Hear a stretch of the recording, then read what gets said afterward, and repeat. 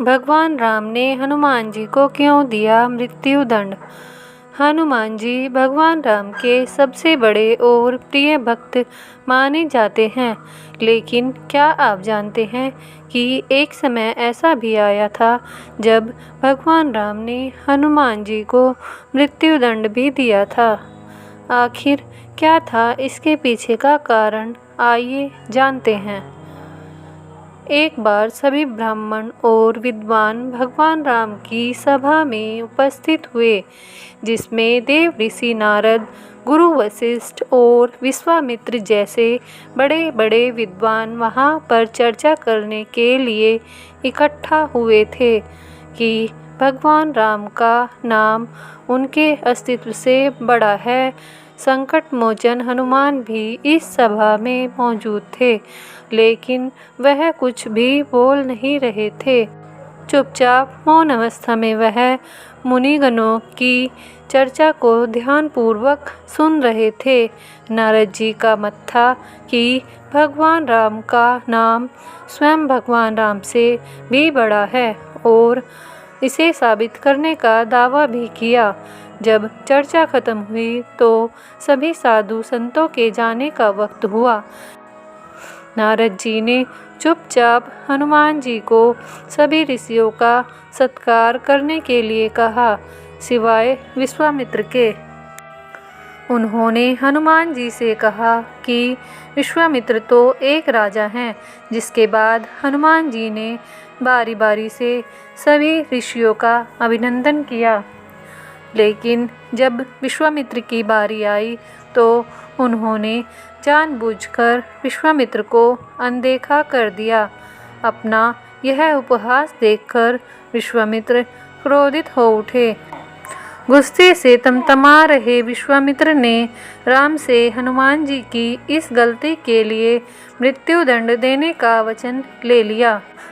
भगवान राम हनुमान जी से बहुत प्रेम करते थे, लेकिन विश्वामित्र भी उनके गुरु थे। राम जी से गुरु की आज्ञा की अवहेलना न हो जाए, इसलिए उन्होंने हनुमान जी को मृत्युदंड देने का निश्चय कर लिया।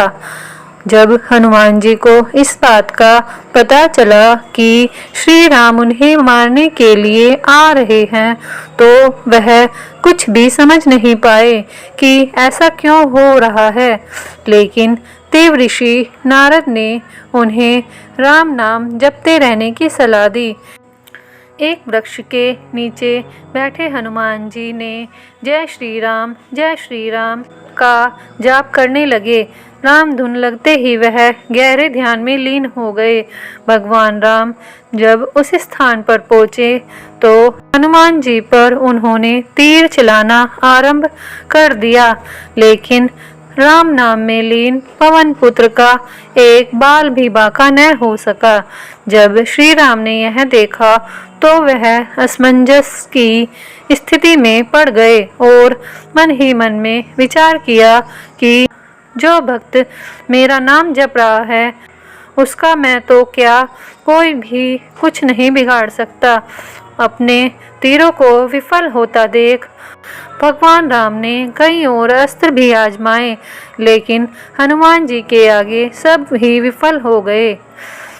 जब हनुमान जी पर किसी भी अस्त्र का कोई असर नहीं हुआ तो भगवान राम ने प्रलयकारी ब्रह्मास्त्र का प्रयोग हनुमान जी पर किया, लेकिन ब्रह्मास्त्र का भी कोई असर हनुमान जी पर नहीं हुआ। पृथ्वी पर प्रलय जैसे संकट बनते देख नारद विश्वामित्र के पास पहुंच गए और सब सच बता दिया। इसके बाद विश्वामित्र ने राम को वचन से मुक्त कर दिया और इस तरह देवऋषि नारद ने यह सिद्ध कर दिया कि राम नाम भगवान राम से भी बड़ा है।